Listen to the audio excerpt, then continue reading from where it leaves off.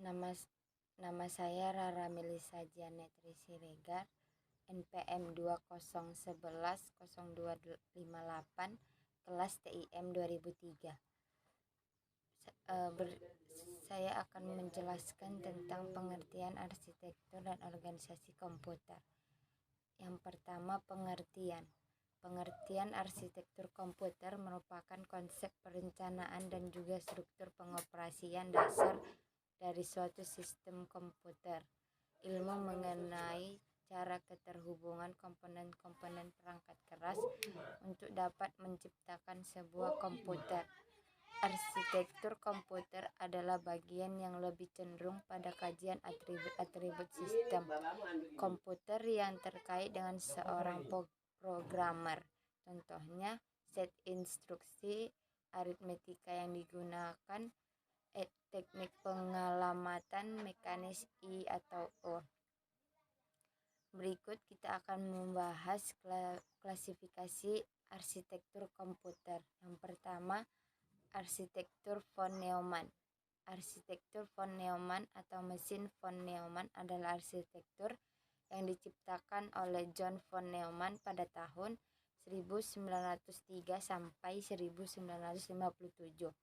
Arsitektur ini digunakan oleh hampir semua komputer saat ini, menggambarkan komputer dengan 4 bagian utama, yaitu unit aritmatika dan logis atau ALU, unit kontrol, memori, dan alat masukan dan hasil atau dinamakan I atau O. Bagian ini dihubungkan oleh berkas kawat atau bus. Unit kendali atau kontrol unit. Unit ini bertugas mengatur dan mengendalikan semua peralatan yang ada pada sistem komputer. Unit kendali akan mengatur kapan alat input menerima data dan kapan data diolah, serta kapan ditampilkan pada alat output. Tugas dari unit kendali ini adalah yang pertama, mengatur dan mengendalikan alat-alat input dan output. Yang kedua, mengambil instruksi-instruksi dari memori utama. Yang ketiga, mengambil data dari memori utama atau jika diperlukan untuk diproses. Yang keempat, mengirim instruksi ke ALU bila ada perhitungan aritmatika serta mengawasi kerja dari ALU. Dan yang terakhir, menyimpan hasil proses ke memori utama. Unit aritmatika dan logika atau ALU. Tugas utama dari ALU adalah melakukan semua perhitungan aritmatika atau matematika yang sesuai dengan instruksi program. ALU melakukan operasi aritmatika dengan dasar penjumlahan sehingga sirkuit elektronik yang digunakan disebut adder. Tugas lain dari ALU adalah melakukan keputusan dari suatu operasi logika sesuai dengan instruksi program. Operasi logika meliputi perbandingan dan operan dengan menggunakan operator logika tertentu, yaitu sama dengan, tidak sama dengan, kurang dari, kurang atau sama dengan, lebih besar dari, dan lebih besar atau sama dengan. Memori merupakan media penyimpanan data pada komputer. Jenis memori dibagi menjadi dua, yaitu RAM atau Random Access Memory dan ROM, Read Only Memory. Output. Perangkat output adalah perangkat komputer yang digunakan untuk menampilkan atau menyampaikan informasi kepada penggunanya. Informasi yang ditampilkan oleh komputer merupakan hasil dari pemrosesan yang telah dilakukan oleh komputer. Informasi yang diteruskan oleh komputer melalui perangkat output dapat berupa tampilan di layar hasil cetakan, surat, dan sebagainya. Perangkat output sangat banyak sekali jenisnya, di antaranya monitor, printer, speaker in focus atau proyektor, dan plotter. Arsitektur RISC. RISC singkatan dari Reduced Instruction Set Computer, merupakan bagian dari arsitektur mikroprosesor berbentuk kecil dan berfungsi untuk mengeset instruksi dan komunikasi di antara arsitektur yang lainnya. Komputer set instruksi yang disederhanakan pertama kali digagas oleh John Cooke, peneliti dari IBM di Yorktown, New York pada tahun 1974. Saat ia membuktikan bahwa sekitar 20% instruksi pada sebuah prosesor ternyata menangani sekitar 80% dari keseluruhan kerjanya.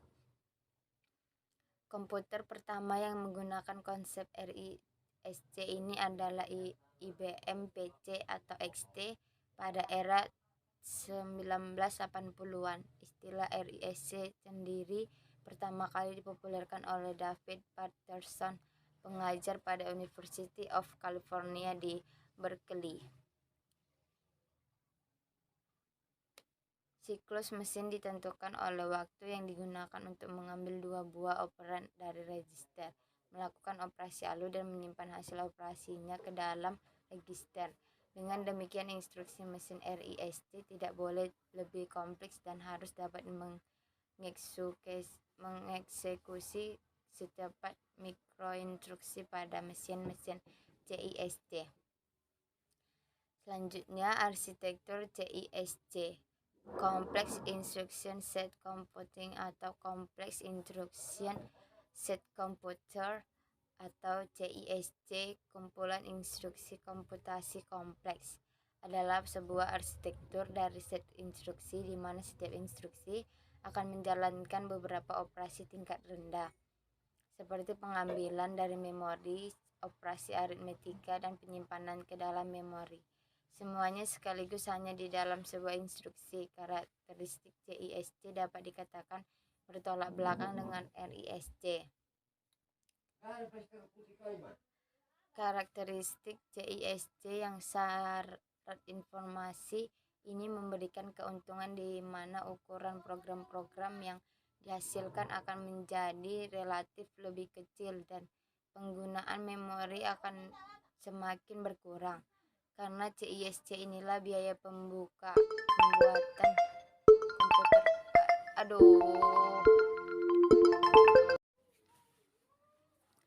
Selanjutnya, arsitektur Harvard.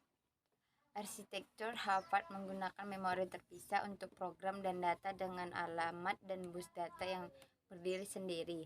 Karena dua perbedaan aliran data dan alamat, maka tidak diperlukan multiplexing alamat bus data. Arsitektur ini tidak hanya didukung oleh bus paralel untuk alamat dan data, tetapi juga menyediakan organisasi internal yang berbeda sedemikian rupa instruksi dapat diambil dan dikodekan ketika data, tetapi juga menyediakan organisasi internal yang berbeda.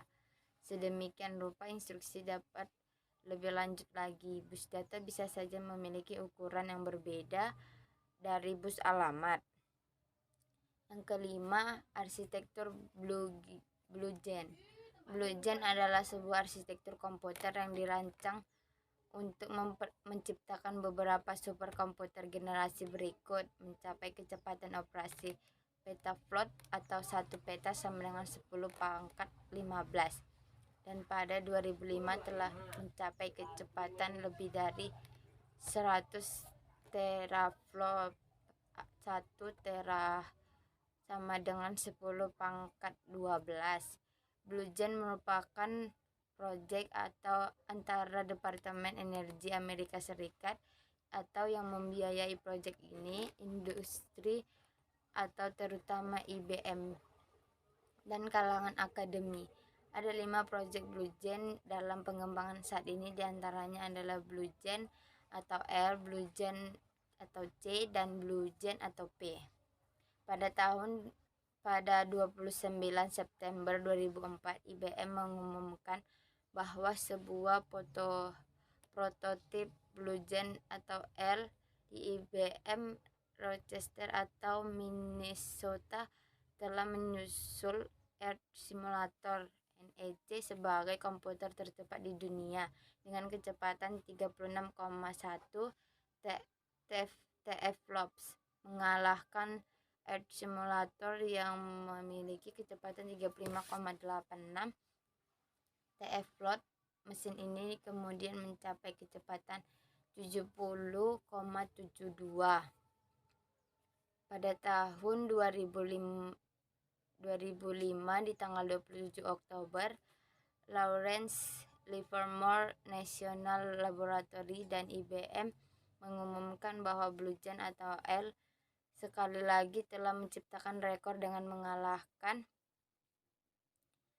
rekornya sendiri setelah mencapai kecepatan 208,6 TFLOP. Model-model komputasi arsitektur komputer yang pertama, SISD merupakan singkatan dari Single Instruction Single Data, adalah satu-satunya yang menggunakan arsitektur von Neumann. Ini dikarenakan pada model ini hanya digunakan satu prosesor saja. Yang kedua, SIMD, singkatan dari Single Instruction Multiple Data. SIMD menggunakan banyak prosesor dengan instruksi yang sama, namun setiap prosesor mengolah data yang berbeda. Sebagai contoh, kita ingin mencari angka 27 pada deretan angka yang terdiri dari 100 angka dan kita menggunakan 5 prosesor. Yang ketiga, MISD, Multiple Instruction Single Data, merupakan menggunakan banyak prosesor dengan setiap prosesor menggunakan instruksi yang berbeda namun mengolah data yang sama. Hal ini merupakan kebalikan dari model SIMD. Untuk contoh, kita bisa menggunakan kasus yang sama pada contoh model SIMD, namun cara penyelesaiannya yang berbeda. Dan yang terakhir, MIMD merupakan singkatan dari Multiple Instruction Multiple Data. MIMD menggunakan banyak prosesor dengan setiap prosesor memiliki instruksi yang berbeda dan mengolah data yang berbeda.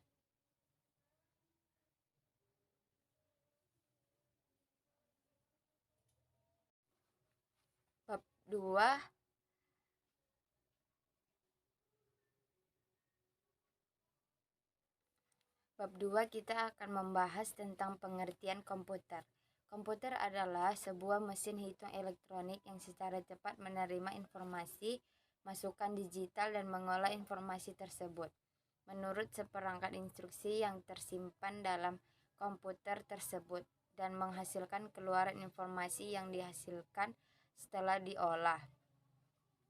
Daftar perintah tersebut dinamakan program komputer dan unit penyimpanannya adalah memori komputer.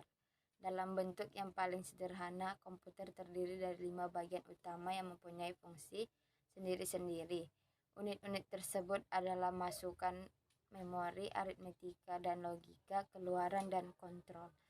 Unit masukan menerima informasi yang dikodekan dari operator manusia lewat alat-alat elektromekanik seperti papan ketik pada suatu terminal video atau dari komputer-komputer lain lewat jalur komunikasi digital.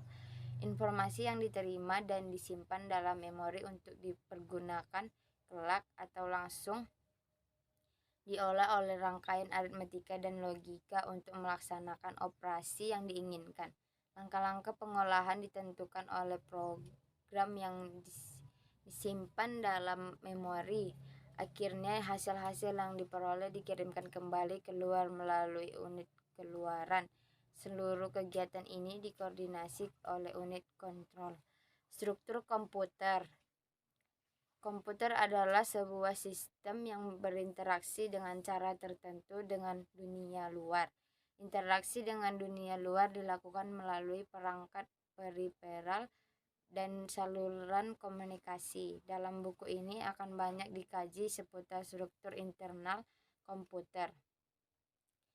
Central Processing Unit atau CPU berfungsi sebagai pengontrol operasi komputer dan pusat pengolahan fungsi-fungsi komputer. Kesepakatan CPU cukup disebut sebagai prosesor saja. Memori utama berfungsi sebagai penyimpanan data. 2I atau O berfungsi memindahkan data ke lingkungan luar atau peringkat lainnya. Keempat, sistem interconnection merupakan sistem yang menghubungkan CPU, memori utama, dan I atau O. Komponen yang paling menarik namun paling kompleks adalah CPU. Struktur utamanya adalah satu, kontrol unit, berfungsi untuk mengontrol operasi CPU dan mengontrol komputer secara keseluruhan. Yang kedua, Arithmetic and Logic Unit atau ALU, berfungsi untuk membentuk fungsi-fungsi pengolahan data komputer. Register berfungsi sebagai penyimpanan internal bagi CPU. Keempat, CPU interconnection berfungsi menghubungkan seluruh bagian dari CPU. Fungsi komputer. Fungsi dari sistem komputer prinsipnya terdapat 4 buah fungsi operasi, yaitu: 1. Fungsi operasi pengolahan data. Fungsi komputer sebagai alat memindahkan data dengan memindahkan data dari peripheral atau saluran komunikasi ke perangkat lainnya. Contoh, keyboard ke screen, jarak lebih jauh maka proses komunikasi data. 2. Fungsi operasi penyimpanan data. Data dipindahkan dari lingkungan luar ke penyimpanan komputer atau baca dan sebaliknya atau tulis. Contoh, internet download ke disk atau hard disk. Ketiga, fungsi operasi pemindahan data. Pemindahan data dari lokasi memori internal ke memori eksternal dan peringkat input maupun output. Fungsi komputer pengontrolan dari suatu sistem berdasarkan sistem kerja yang dikontrol melalui proses kinerja prosesor maupun memori. Komputer harus dapat memproses data. Representasi data ini di sini bermacam-macam, akan tetapi nantinya data harus disesuaikan dengan mesin pemprosesnya. Dalam pengolahan data memerlukan unit penyimpanan sehingga diperlukan suatu mekanisme penyimpanan data.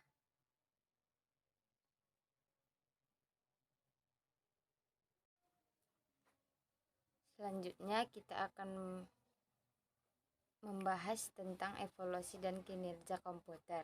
Yang pertama, sejarah komputer. Generasi pertama tabung vakum.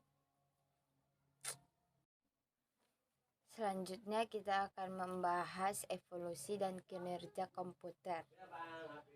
1. Generasi komputer. Generasi pertama tabung vakum atau 1945 sampai 1955 ENIAC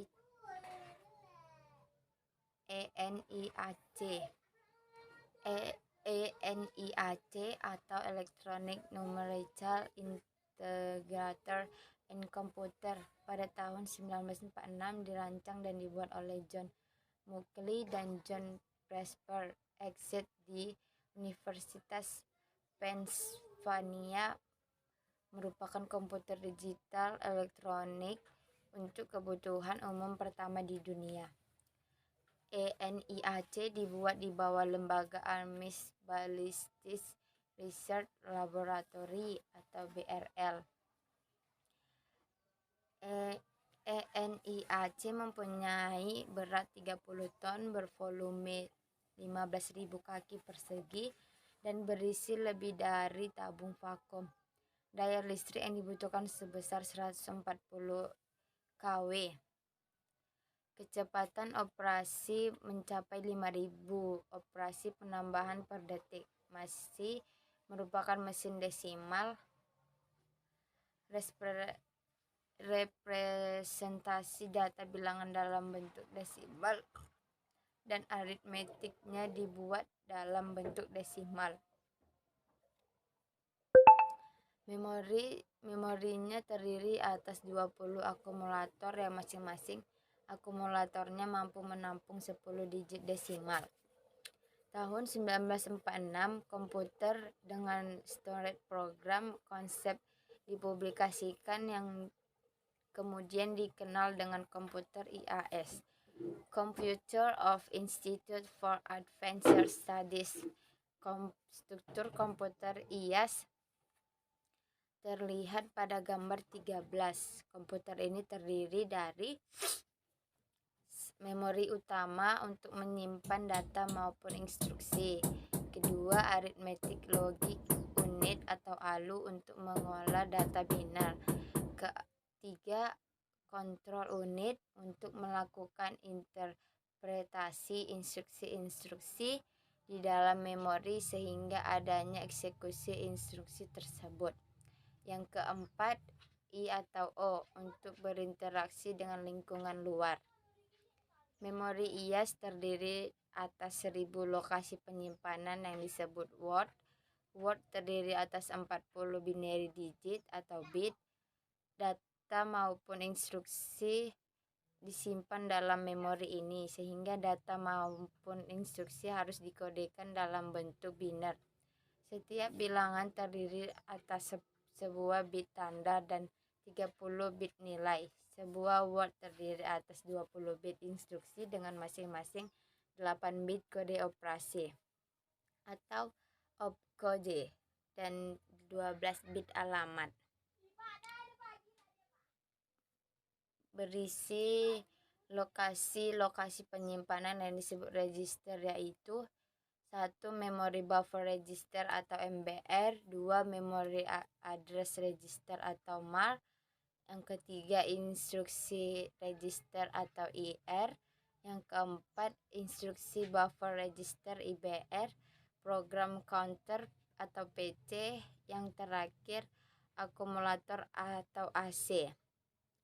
IAS beroperasi secara berulang membentuk siklus instruksi. Komputer IAS memiliki 21 instruksi yang dapat dikelompokkan seperti berikut ini. 1. Data transfer. 2. Unconditional branch. 3. Conditional branch. Yang keempat, arithmetic. Dan yang kelima, address modify. Komputer komersial. Tahun 1947, Eckert dan Mauchly mendirikan Eckert-Mauchly Computer Corporation untuk memproduksi komputer secara komersial. Komputer pertama yang mereka hasilkan adalah UNIVAC 1 atau Universal Automatic Computer. UNIVAC 1 menjadi tulang punggung perhitungan sensus tahun 1950 di USA. UNIVAC 2 yang memiliki kapasitas memori lebih besar dan kinerja yang lebih baik diluncurkan pada 1950. Mulai saat itu perusahaan telah mengembangkan produk-produk baru yang kompatibel dengan produk sebelumnya, sehingga bangsa pasar konsumen mereka tetap terjaga menggunakan produknya. Perkembangan komputer generasi kedua, transistor tahun 1955 sampai 1965. Sejak pesatnya teknologi semikonduktor hingga menghasilkan komponen transistor membawa perubahan besar pada dunia komputer. Transistor ditemukan di Bell Labs pada tahun 1947 dan tahun 1950 telah meluncurkan revolusi elektronika modern. Dengan adanya transistor membuat hardware komputer saat itu makin cepat prosesnya. Memori makin besar kapasitasnya namun makin kecil bentuknya. Generasi kedua juga ditandai munculnya Digital Equipment Corporation atau DEC tahun 1957 dan meluncurkan komputer pertamanya yaitu PDP-1. Selanjutnya IBM 7094. Komputer ini diluncurkan tahun 1962. Kemajuan IBM 7094 adalah adanya instruksi backup register atau IBR yang berfungsi membuffer instruksi berikutnya. Efeknya komputer akan lebih cepat prosesnya. Kemajuan IBM 7094 lainnya adalah adanya multiplexer untuk memultiplex data channel atau saluran data. Multiplexer berfungsi sebagai central switch data yang akan diproses dalam CPU. Yang ketiga, generasi integrated circuits 1965 sampai 1980. Pada tahun 1980 terjadi revolusi elektronika kembali, yaitu ditemukannya integrated circuit atau IC yang merupakan penggabungan komponen-komponen elektronika dalam suatu paket. Selanjutnya IBM System atau 360. Tahun 1964 dikeluarkan IBM System atau 360 yang telah menggunakan teknologi IC. Dalam suatu dekade, IBM menguasai 70% pasaran komputer. Pengembangan atau upgrading dimungkinkan dalam komputer ini. Karakteristik komputer kelompok ini adalah set instruksi mirip atau identik. Yang kedua, sistem operasi mirip atau identik. Dan yang ketiga, kecepatan yang meningkat. Keempat, ukuran memori yang lebih besar. Kelima, harga yang meningkat.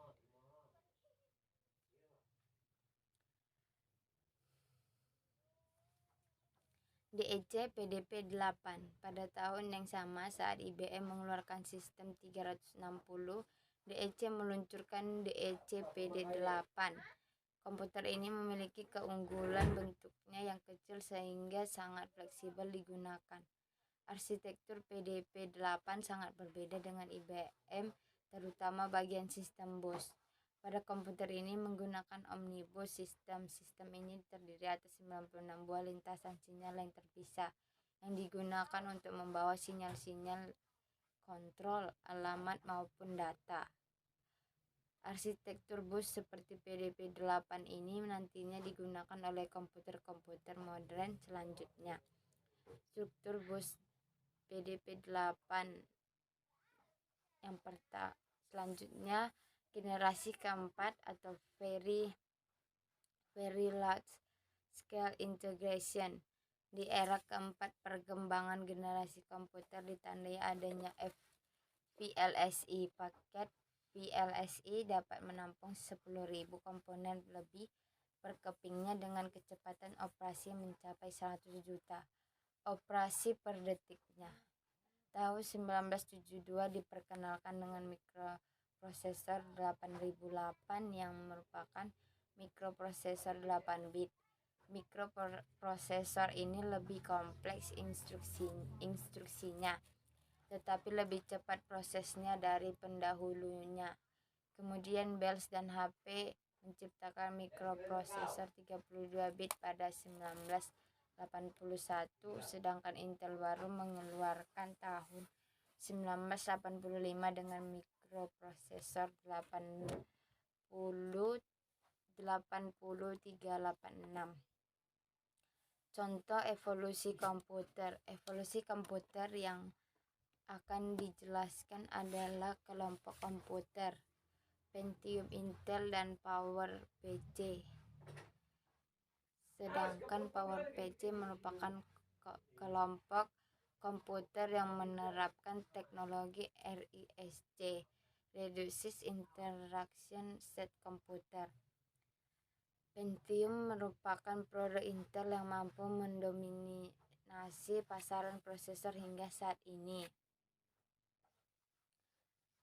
Proses keluaran Intel dari prosesor sederhana sampai prosesor keluaran saat ini. Yang pertama 8080 keluaran tahun 1972. 8086 dikenalkan pada tahun 1974.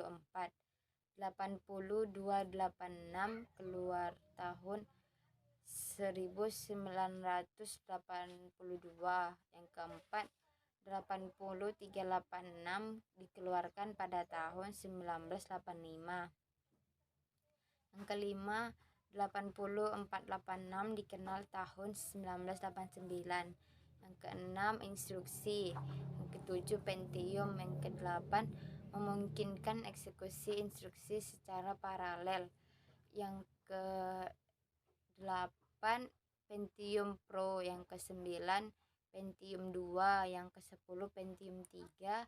Yang ke-4, Pentium 4. Dan yang kelima, Itanium. PowerPC. Project System RISC di awal tahun 1975 oleh program IBM.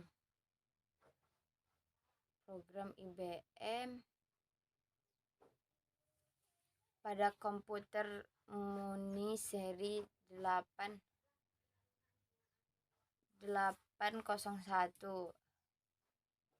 Tahun 1990 IBM mengeluarkan generasi berikutnya, yaitu IBM RISC. IBM menjalin kerjasama dengan Motorola menghasilkan mikroprosesor seri 6800. Kemudian Apple menggunakan keping Motorola dalam Macintosh-nya. Saat ini terdapat 4 kelompok PowerPC, yaitu 1, 601, 603, 604, 620, 740 atau 750, dan G40 atau G4.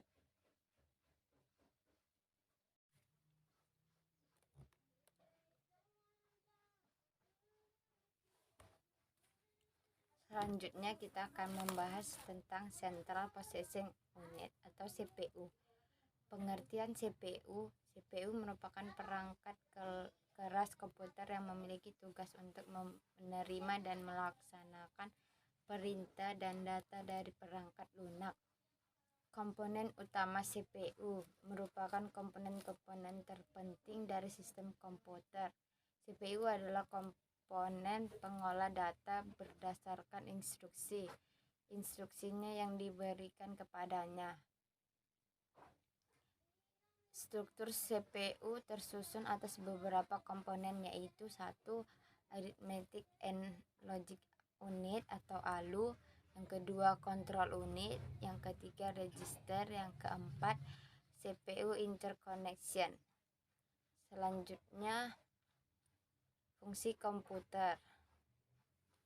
Fungsi CPU adalah perjalankan program-program yang disimpan dalam memori utama dengan cara mengambil instruksi-instruksi, menguji instruksi tersebut, dan mengeksekusi satu persatu sesuai alur perintahnya. Selanjutnya, siklus fetch atau eksekusi. Pada setiap siklus instruksi, CPU awalnya akan membaca instruksi dari memori. Instruksi-instruksi yang dibaca akan dibuat dalam register instruksi atau IR. Instruksi-instruksi ini dapat berbentuk kode-kode biner yang dapat diinterpretasikan oleh CPU, kemudian dilakukan aksi yang diperlukan. Aksi ini dikelompokkan menjadi 4 kategori. Yang pertama, CPU sampai memori, CPU sampai I atau O, pengolahan data, dan yang keempat, kontrol. Di samping itu juga, suatu instruksi dapat menentukan suatu operasi I/O. Misalnya, bila panjang setiap instruksi 16 bit, padahal memori memiliki panjang 8 bit, maka tambahkan 2 ke dalam alamat sebelumnya. 1. Instruksi fetch atau IF. Yang kedua, instruksi operation decoding atau IOD. Yang ketiga, Operand Address Calculation atau OAC. Yang keempat, Operand Fetch atau OP. Yang kelima, Data Operation DO. Yang keenam, Operand Store atau OS. Fungsi interrupt. Fungsi interrupt adalah mekanisme penghentian atau pengalihan pengolahan instruksi dalam CPU kepada rutin interupsi. Macam-macam kelas sinyal interupsi. 1. Program. 2. Timer. 3. I atau O. Yang keempat, hardware failure. Setelah program interupsi selesai, maka prosesor akan melanjutkan eksekusi programnya kembali. Apabila interupsi ditangguhkan, prosesor akan melakukan hal-hal di bawah ini. 1. Prosesor menangguhkan eksekusi program. Kedua, prosesor menyetel program counter atau PC. Pendekatan kedua adalah dengan mendefinisikan prioritas bagi interupsi dan interrupt handler, mengizinkan interupsi berprioritas lebih tinggi ditangani terlebih dahulu. Pendekatan ini disebut pengolahan interupsi bersarang. Sebagai contoh untuk pendekatan bersarang, misalnya suatu sistem memiliki 3 perangkat atau I/O, printer, disk, dan saluran komunikasi masing-masing prioritasnya 2 sampai 4 dan 5. Selanjutnya kita akan membahas tentang memori. Definisi memori adalah bagian dari komputer tempat program dan data-data disimpan. Beberapa pakar komputer, terutama dari Inggris, menggunakan istilah store atau storage untuk memori, meskipun kata storage sering digunakan untuk menunjuk ke penyimpanan disket. Memori internal adalah memori yang dapat diakses langsung oleh prosesor. Sebenarnya terdapat beberapa macam memori internal, yaitu register yang terdapat di dalam prosesor, cache memori, dan memori utama berada di luar prosesor. Sedangkan memori eksternal adalah memori yang diakses prosesor melalui piranti I atau O seperti disket dan hard disk. Memori operasi sel memori. Elemen dasar memori adalah sel memori, walaupun digunakan sejumlah teknologi elektronik. Seluruh sel memori memiliki sifat-sifat tertentu. Yang pertama, sel memori memiliki 2 keadaan stabil. Kedua, sel memori mempunyai kemampuan untuk ditulisi. Yang ketiga, sel memori mempunyai kemampuan untuk dibaca. Karakteristik sistem memori. Yang pertama, lokasi, kapasitas, satuan transfer, metode akses, kinerja, tipe fisik, dan karakteristik fisik. 3 konsep yang berhubungan dengan satuan transfer, yaitu word addressable units. Ketiga, unit of transfer. Perbedaan tajam yang terdapat pada sejumlah jenis memori adalah metode aksesnya. Salah satunya yaitu 1. Sequential access, direct access, random access, associative access.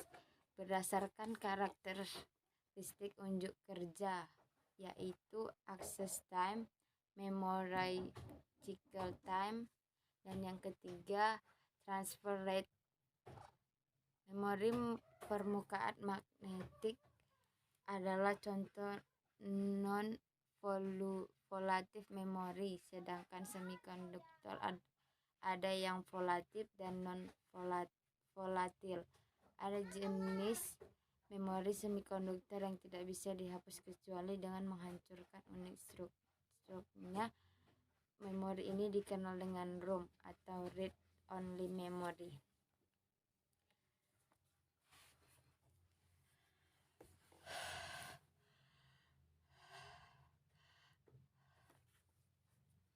Keandalan memori. Jawaban pertanyaan berapa cepat adalah memori harus mampu mengikuti kecepatan CPU sehingga terjadi sinkronisasi kerja antar CPU dan memori tanpa adanya waktu tunggu karena komponen lain sebelum selesai prosesnya. Mengenai harga sangatlah relatif kualitasnya untuk memiliki daya saing di pasaran. Hubungan harga, kapasitas, dan waktu akses adalah 1. Semakin kecil waktu akses, semakin besar harga per bitnya. 2. Semakin besar kapasitas, semakin kecil harga per bitnya. Semakin besar kapasitas, semakin besar waktu aksesnya.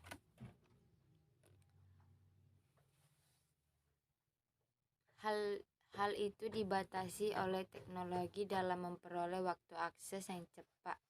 Salah satu pengorganisasian masalah ini adalah menggunakan hierarki memori, bahwa semakin menurunnya hierarki, maka hal berikut akan terjadi. Yang pertama, penurunan harga bit, peningkatan kapasitas, peningkatan waktu akses, dan penurunan frekuensi akses memori dari CPU.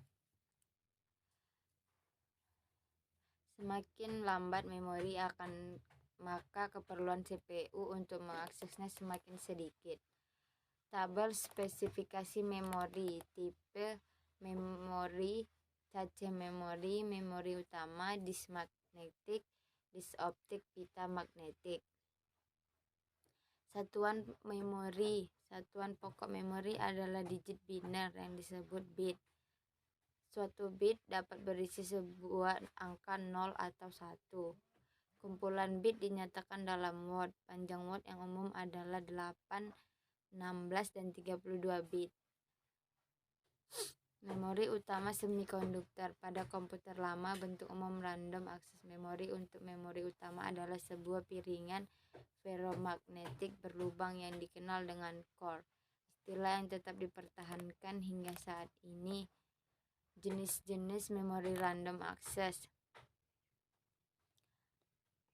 Semua jenis memori yang dibahas pada bagian ini adalah berjenis random access, yaitu data secara langsung diakses melalui logik pengalamatan. Word in tabel 44 adalah daftar jenis memori semikonduktor utama. Aspek lain dari RAM bersifat volatil, sehingga RAM hanya menyimpan sementara. Teknologi yang berkembang saat ini adalah statik dan dinamik. Karena kapasitor memiliki kecenderungan alami untuk mengosongkan muatan, maka RAM dinamik memerlukan pengisian muatan listrik secara periodik untuk memelihara penyimpanan data. Pada RAM statik, nilai biner disimpan dengan menggunakan konfigurasi gate logika flip-flop tradisional. RAM statik akan menyimpan data selama ada daya listriknya. ROM sangat berbeda dengan RAM. Seperti namanya, ROM berisi pula data permanen yang tidak dapat diubah. Data yang tidak bisa diubah menimbulkan keuntungan dan juga kerugian. Sistem operasi maupun sistem perangkat keras akan aman diletakkan pada ROM. Kerugian tersebut bisa diantisipasi dengan jenis programmable ROM, disingkat PROM. ROM dan PROM bersifat non-volatil. Proses penulisan PROM secara elektris dengan peralatan khusus. Variasi ROM lainnya adalah read mostly memory, yang sangat berguna untuk aplikasi operasi pembacaan jauh lebih sering daripada operasi penulisan. EEPROM atau Electrically Erasable Programmable Read-Only Memory merupakan memori yang dapat ditulisi kapan saja tanpa menghapus isi sebelumnya. Bentuk memori semikonduktor terbaru adalah flash memory. Flash memory menggunakan teknologi penghapusan dan penulisan elektrik. Selanjutnya pengemasan atau packing merupakan keping 8 Mbit yang diorganisasi sebagai 1 M kali 8. Dalam kasus ini organisasi dianggap sebagai kemasan 1 word per keping. Pin-pin tersebut mendukung saluran-saluran berikut ini. 1. Alamat word yang sedang diakses. 2. Data yang akan dibaca. 3. Satu yang keping adalah FCC, yang pin grounding FSS, pin shift enable atau CE, karena mungkin terdapat lebih dari 1 keping memori yang terhubung pada bus. Pin CE diaktifkan oleh logik yang terhubung dengan bit berorder tinggi bus alamat atau di atas A19. Konfigurasi pin DRAM yang umum ditunjukkan gambar 43 untuk keping 16 Mbit yang diorganisasikan sebagai 4M kali 4.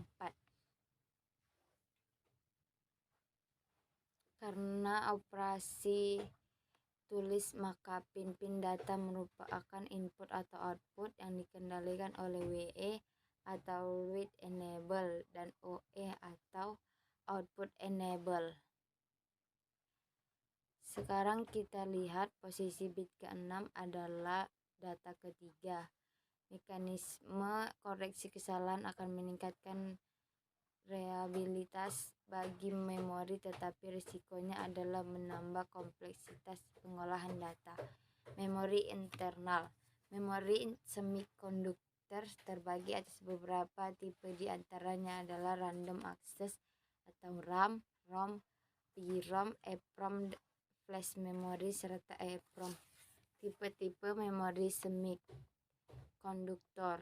Yang pertama random access. Yang kedua ROM, PROM, EEPROM, dan flash memory. Cache memori. Cache memori difungsikan mempercepat kerja memori sehingga mendekati kecepatan prosesor. Dalam organisasi komputer, memori utama lebih besar kapasitasnya namun lambat operasinya, sedangkan cache memori berukuran kecil namun lebih cepat. Cache memori berisi salinan memori utama.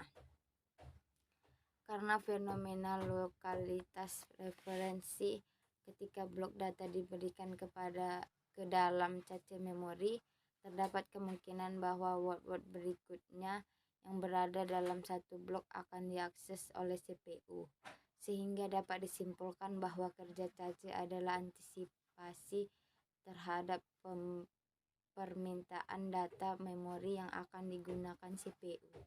Ukuran cache memori adalah kecil. Semakin besar kapasitasnya, maka akan memperlambat proses operasi cache memori itu sendiri, di samping harga cache memori yang sangat mahal. Unsur-unsur rancangan cache memori. Yang pertama, unsur kapasitas, ukuran blok, mapping, algoritma pengganti, width policy, jumlah cache. Kapasitas cache tidak berarti semakin cepat prosesnya. Dengan ukuran besar akan terlalu banyak gate pengalamannya sehingga akan memperlambat proses. Lalu berapa idealnya kapasitas cache? Sejumlah penelitian telah menganjurkan bahwa ukuran cache antara 1 KB dan 512 KB akan lebih optimum atau ST-A96. Jumlah cache. Terdapat dua macam letak cache. Cache internal diletakkan dalam prosesor sehingga tidak memerlukan bus eksternal. Cache eksternal berada di luar keping chip prosesor yang dianggap melalui bus eksternal. Apalagi panjang lintasan internal bus prosesor sangat pendek untuk mengakses cache internal.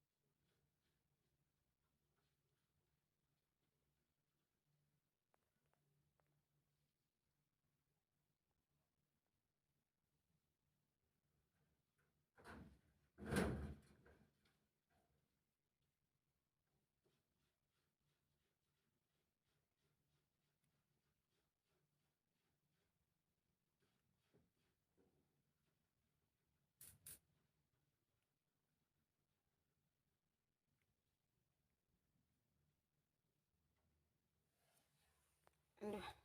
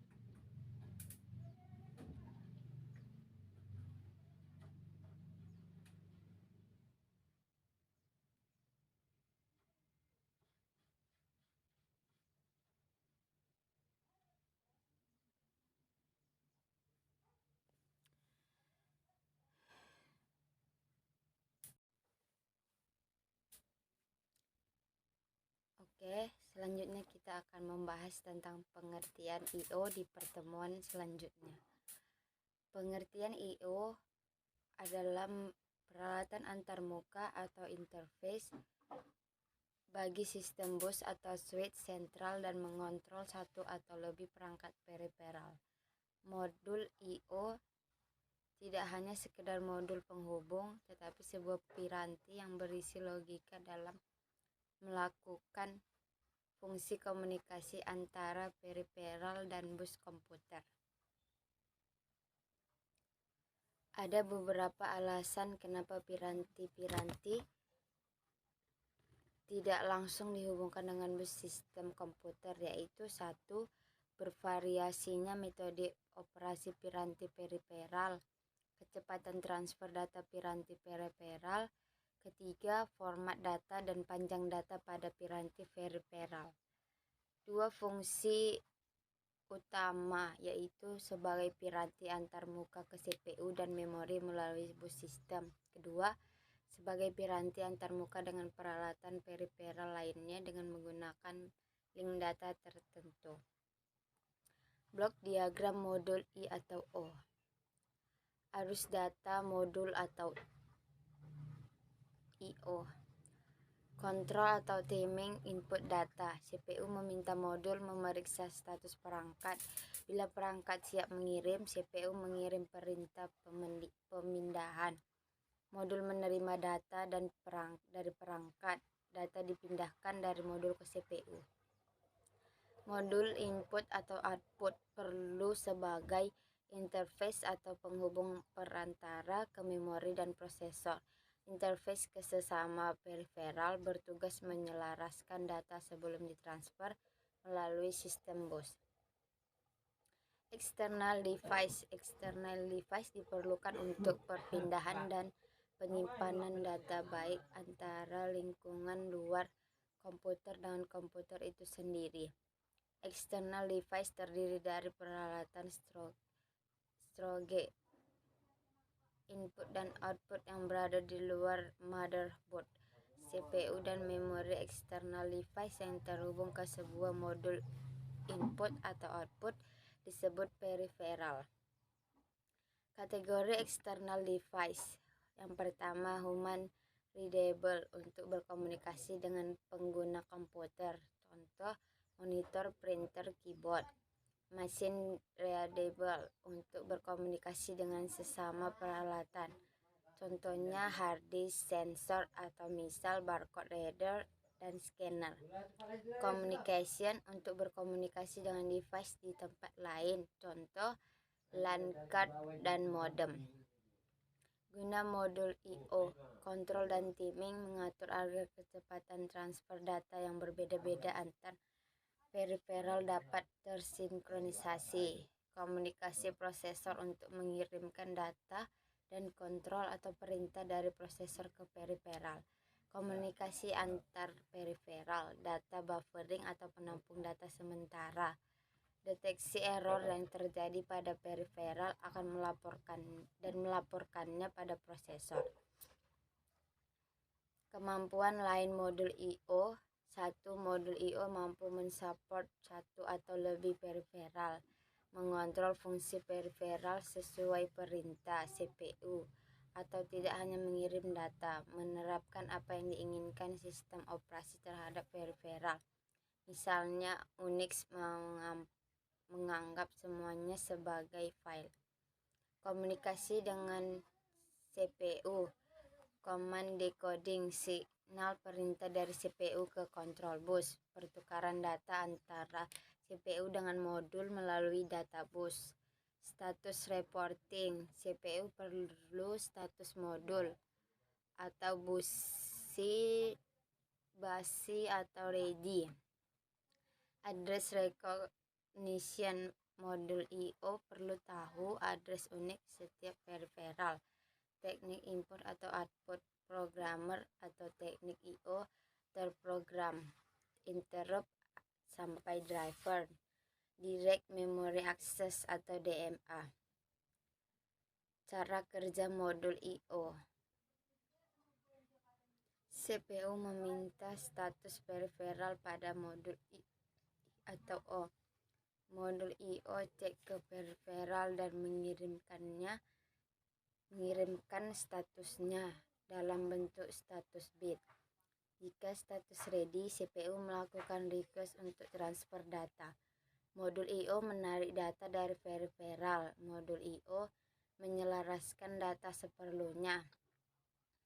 Modul I/O mentransfer data ke CPU lewat bus. Status bits ready, periferal siap untuk digunakan. Wait, periferal sedang bekerja. Error, perintah yang diberikan gagal dikerjakan. Teknik pengantar input output. Yang pertama, programmed interrupt driven. Direct Memory Access atau DMA, IOP. Program I/O. Ciri-ciri: CPU memiliki kontrol langsung terhadap proses I/O, membaca status atau ready, error, dan sebagainya. Memberi perintah untuk read, write secara mekanis, mentransfer data. CPU menunggu sampai modul I/O selesai mengerjakan suatu operasi. Kekurangan: boros waktu CPU atau clock. Programmed I/O detail. CPU merequest untuk melakukan operasi I/O. Modul I/O melaksanakan operasi ke periferal. Modul I/O mengeset status bits hasil operasinya. CPU mengecek status bits secara periodik atau tiap beberapa clock. Modul I/O tidak bisa mengirimkan interrupt ke CPU. Interrupt driven I/O. Ciri-ciri: CPU tetap memiliki kontrol langsung seperti pada programmed I atau O, kecuali untuk membaca status. Modul I/O mengirimkan interrupt ke CPU ketika terjadi perubahan status. CPU tidak menunggu sampai sebuah operasi selesai kerjakan. Kelebihan: meniadakan waktu tunggu CPU. Direct Memory Access, interrupt driven dan programmed I/O membutuhkan intervensi langsung CPU. Transfer rate menjadi terbatas dan CPU menjadi terikat pada modul I/O. DMA dibuat untuk mengambil alih pengaturan I/O dari CPU.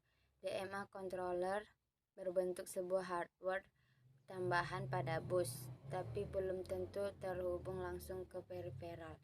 Apa yang dimaksud dengan DMA? DMA transfer skyking stealing. DMA controller mengambil alih siklus bus, kemudian mentransfer satu word data. CPU disuspend sesaat sebelum mengakses bus. Ketika bus dipakai DMA controller memperlambat CPU tetapi tidak selambat jika CPU sendiri yang melakukan transfer, karena CPU tidak berganti konteks atau menerima interrupt atau membaca status sebagainya. Konfigurasi DMA 1. Single bus DMA controller terpisah dari modul I/O. Sekali transfer menggunakan bus 2 kali, modul I/O ke DMA, kemudian DMA ke memori. CPU disuspend 2 kali. Konfigurasi DMA 2. Single bus DMA controller terintegrasi dengan modul I/O. Controller dapat mensupport satu peripheral sekali transfer menggunakan bus 1 kali. DMA controller ke memori. CPU disuspend 1 kali. Konfigurasi DMA 3 memiliki I/O bus tersendiri. Bus mensupport semua peripheral yang bisa DMA. Sekali transfer menggunakan bus 1 kali. DMA controller ke memori. CPU disuspend 1 kali. Teknik I/O atau IOP atau C. Evolusi fungsi I/O. Semula CPU langsung mengendalikan peripheral. Kemudian pada penambahan modul I/O terprogram sebagai pengendali. Selanjutnya penambahan modul I/O interrupt driven sebagai pengendali. Modul I/O akses langsung ke memori melalui DMA. Kemampuan modul I/O ditingkatkan jadi prosesor dan tidak tergantung CPU. Model I/O memiliki memori lokal. Teknik I/O atau IOPC. I/O prosesor adalah prosesor yang terpisah dari CPU dan dirancang untuk menangani proses input atau output. Apa saja perintah I/O? CPU memberikan alamat atau address. CPU memberikan perintah atau command.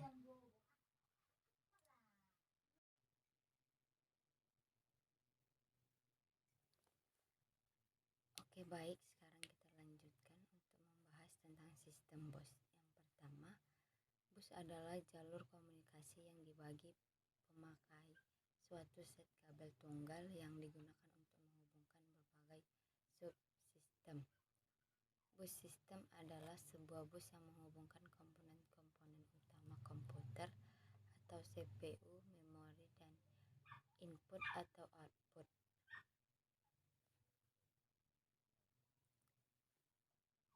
Selanjutnya, organisasi bus terbagi atas 2 jalur kontrol berisi signal request dan signal acknowledgement, mengidentifikasikan tipe informasi pada jalur data.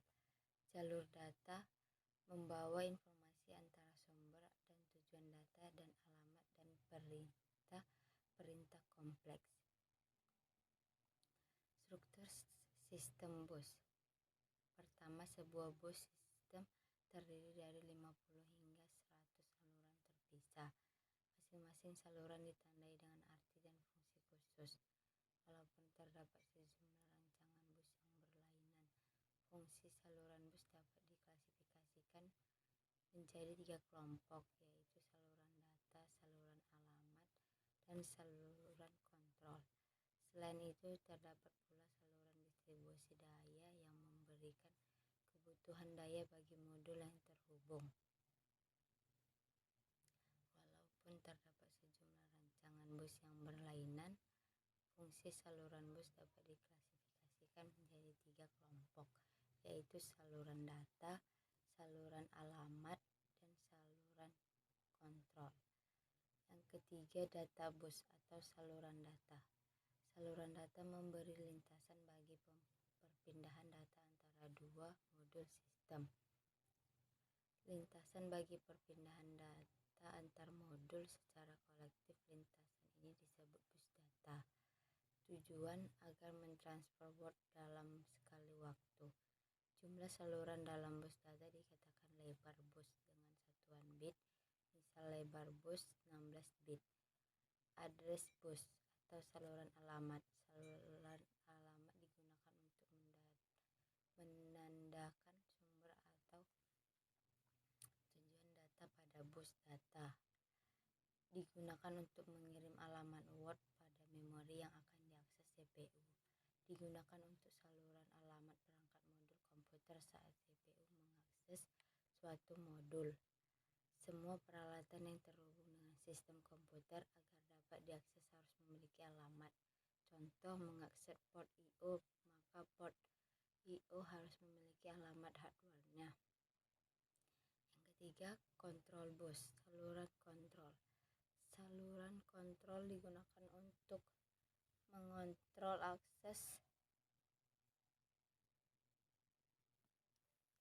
mengakses ke saluran alamat dan penggunaan data, karena data dan saluran alamat dipakai bersama oleh seluruh komponen. Berikut ini adalah fungsi-fungsi yang terdapat pada kontrol bus atau saluran kontrol. Yang pertama, digunakan untuk menspesifikasi sumber dan tujuan data pada bus data. Digunakan untuk mengirim alamat Word pada memori. Digunakan untuk saluran alamat perangkat modul komputer. Semua peralatan yang terhubung dengan sistem komputer agar dapat diakses harus memiliki alamat. Bus alamat meminta alamat memori dari sebuah memori atau alamat I/O. Bus data, jika I/O dialamati, maka bus alamat akan memiliki 16 bit alamat. Bus data berfungsi mengalirkan data dari atau ke mikroprosesor. Bus kontrol berisikan instruksi yang mengatur operasi, apakah itu read atau write. Ada 4 tipe kontrol, yaitu MRDC, MWT, ORC atau IOWC. Hubungan ketiganya adalah, misalnya jika kita ingin mentransfer data dari mikroprosesor ke memori. Pertama, bus alamat akan mengamati address tujuan. Lalu bus kontrol akan memberi sinyal MWTC sama dengan 0, barulah bus data akan mentransfer data ke alamat tujuan. Master versus slave. Struktur bus terbagi 3, yaitu bus data, bus alamat, bus kontrol. Elemen-elemen rancangan bus. Yang pertama, jenis bus. Yang pertama 1, dedicated. Yang kedua, multiplexed. Yang ketiga, metode arbitrasi. Metode ini terbagi atas 2, yaitu tersentralisasi, terdistribusi. Timing terbagi 2, sinkronus dan asinkronus. Lebar bus. Yang pertama, address data. Jenis transfer data, read, write, modify, wait. Keempat, read after wait. Kelima, block. Tipe-tipe bus. Bus ISA, bus PCI, bus seri universal. Oke, selanjutnya kita akan membahas tentang pengertian pengontrol interrupt Intel 8259A. Intel mengeluarkan chip 8259A yang dikonfigurasikan sebagai interrupt arbiter pada mikroprosesor Intel 8086. Intel 8259A melakukan manajemen interupsi modul-modul I/O yang tersambung padanya. Chips ini dapat diprogram untuk menentukan prioritas modul I/O yang lebih dulu ditangani CPU apabila ada permintaan interupsi yang bersamaan. Berikut mode-mode interupsi yang terjadi. 1. Fully nested rotating. Ketiga, special max. Interrupt driven atau I/O. Selanjutnya, interrupt multiple interrupt linux, software pool, daisy chan, arbitrasi bus, pengontrolan interrupt Intel 8259A model pada interrupt Intel 8259A, Programmable Peripheral Interface Intel 8255A, modul I/O PPI 8255, modul I/O PPI 8255, modul I/O PPI 8255, interface keyboard dan display Intel 8255.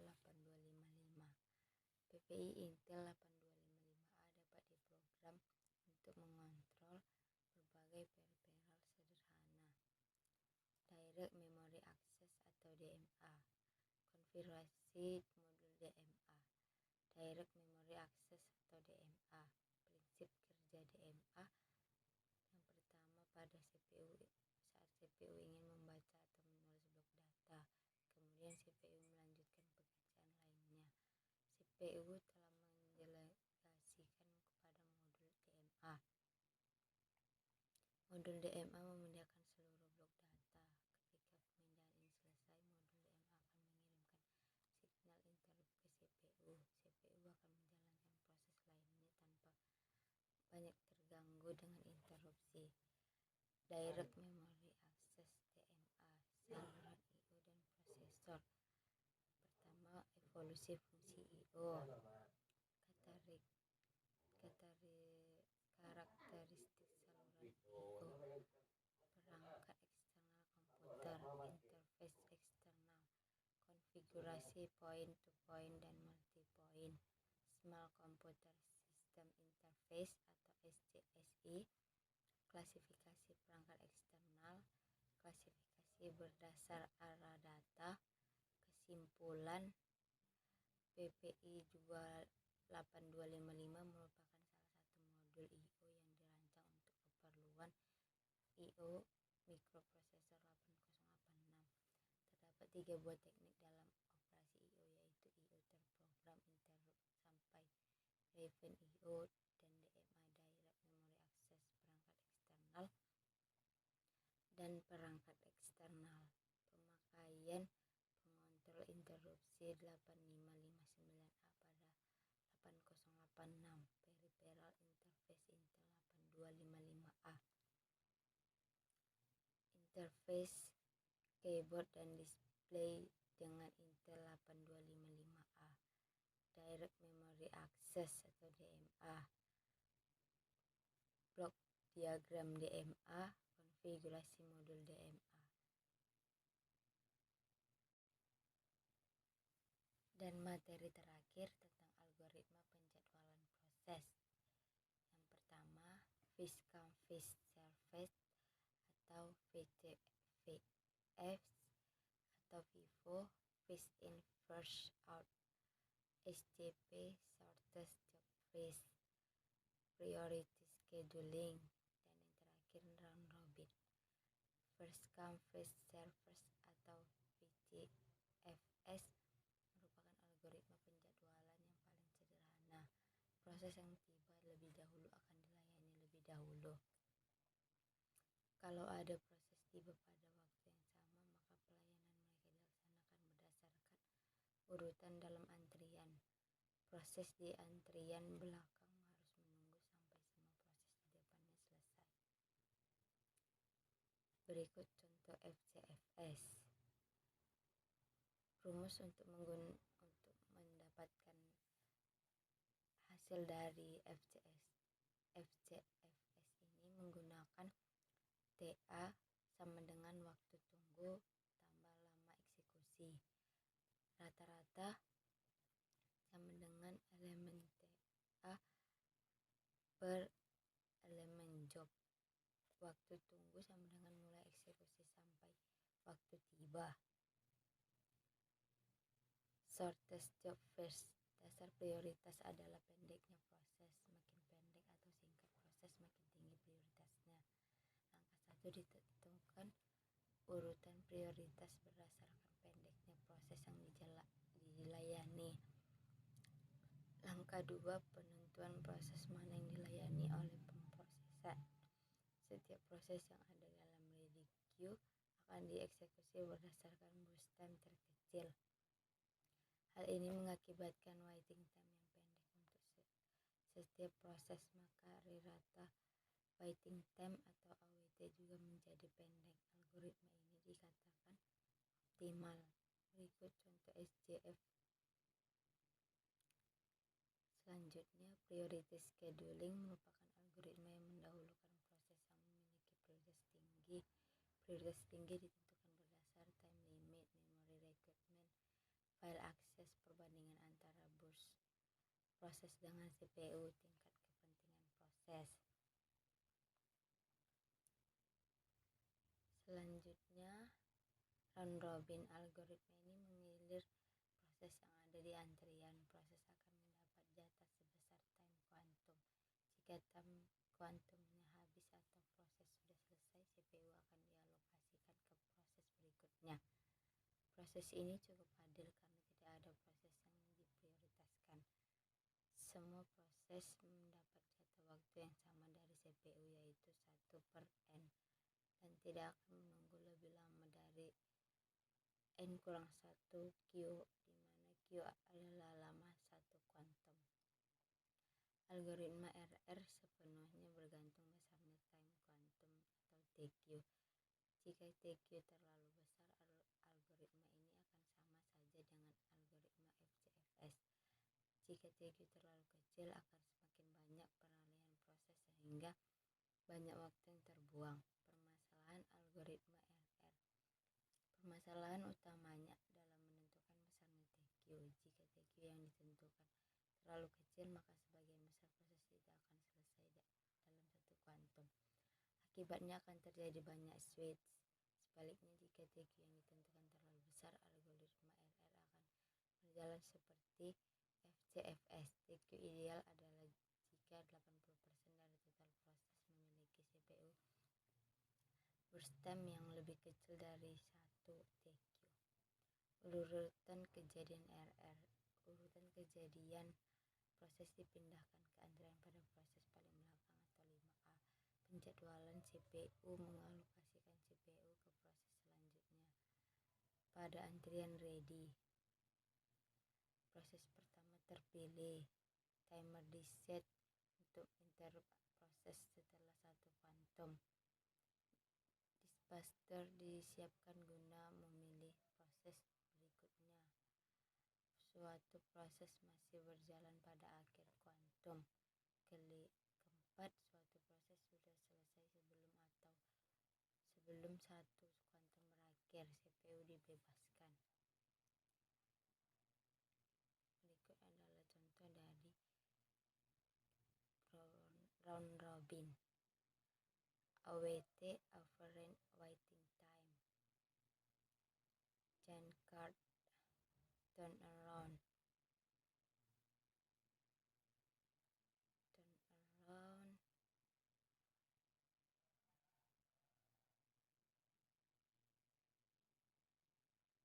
Dari Jankart terlihat bahwa setiap proses dikerjakan menurut waktu, yaitu setiap proses diproses sebesar 5 langkah. Awal P1 akan dikerjakan sebanyak 5 langkah. Proses yang sudah diproses menurut porsi waktu yang diberikan akan kembali menunggu dan berada paling belakang dari antrian proses yang ada.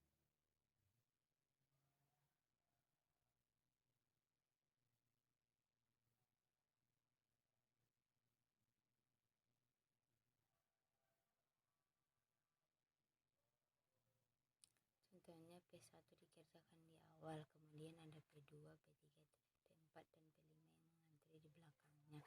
di belakangnya. Jika P1 selesai diproses menurut porsi waktunya, maka P1 akan dipindahkan ke belakang, sehingga urutannya menjadi P2, P3, P4, P5, P1, begitupun seterusnya. Terima kasih.